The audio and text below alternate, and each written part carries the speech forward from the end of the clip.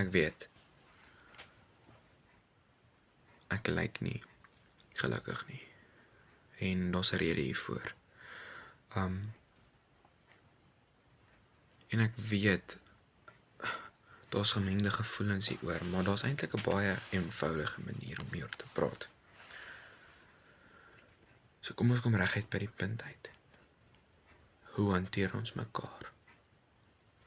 Hoe hanteer ons mekaar in die kerk? Hoe hanteer ons mekaar in die straat? Hoe hanteer ons mekaar by die huis? Ek wil graag vir julle die skrif kry, maar Efesiërs 5 vanaf vers 21. Die opskrif is man en vrou. Okay? Die eerste vers is vir man en vrou bedoel. Verder so, vrou en man. Wees uit eerbied vir Christus aan mekaar onderdanig. Vrouens, wees aan julle mans onderdanig, net soos julle aan die Here onderdanig is. Die man is die hoof van die vrou, soos Christus die hoof van die kerk is. Christus is ook die verlosser van die liggaam van sy kerk. Soos die kerk aan Christus onderdanig is, moet die vrouens in alles aan hulle mans onderdanig wees. Dis mooi. En wat dit beteken is nie noodwendig, nee, dit is nie. Dit beteken nie jy gaan alles aanvaar wat verkeerd is nie. In fact, jy gaan lewe vir Christus. As ek vir Christus lewe, laat ek nie sonde in my huis doen nie. Okay, as daar verkeerde goed is, gaan ons dit aanspreek in liefde.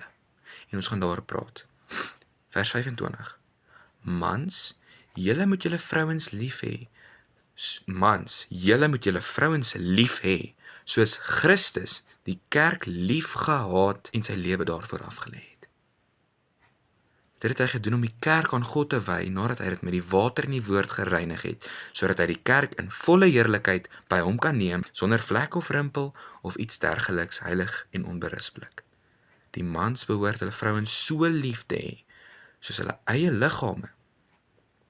Wie sy vrou lief het, het homself lief, want niemand het nog ooit sy eie liggaam gehad nie. Inteendeel, hy voed en versorg dit, soos Christus met sy kerk doen, omdat dit sy liggaam is, waarvan ons lede is. Wat vir my verskriklik hartseer is, en ek hoop julle verstaan wat ek hier bedoel, wat ek hier probeer sê. En ek is jammer, en ek wil nie eintlik dit so noem nie, maar ons moet reguit daar praat, die Afrikaner kultuur, van vrouens is niks. En ek kan doen wat ek wil met my lewe. Ek praat nou uit die man se perspektief uit. Ek kan doen wat ek wil met my lewe. As Christen.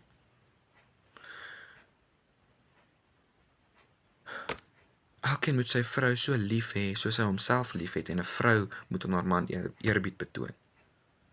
Maar wat verwag jy as jy sê, nee, maar my vrou is nie aan my onderdanig nie, jy dan so vieslik met haar is?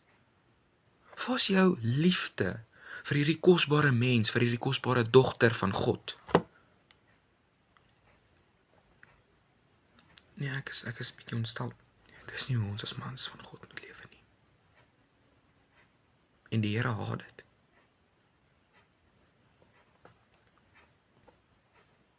Mans, staan op vir jou vrou.